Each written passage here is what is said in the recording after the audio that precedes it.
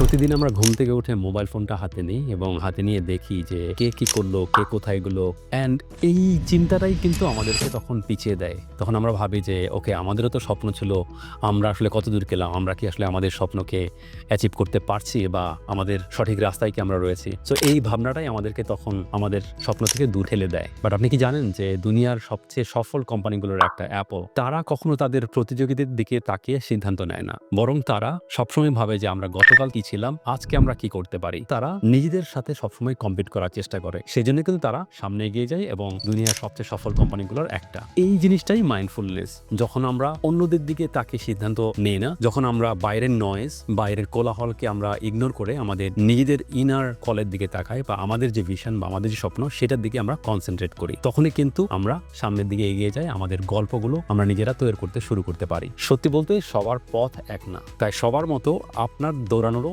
দরকার নাই। আপনার গতি, আপনার সময়, আপনার স্বপ্ন, এগুলোকে গুরুত্ব দিন। প্রতিদিন একটু একটু করে নিজেকে গড়ুন, নিজের গতকালকে হারানোর চেষ্টা করুন। অ্যান্ড মনে রাখবেন যে সবচেয়ে শক্তিশালী প্রতিযোগিতাটা কিন্তু হয় নিজের সাথে, আয়নায় থাকা মানুষের সাথে, যেটা আপনি নিজে। সবার জন্য শুভকামনা।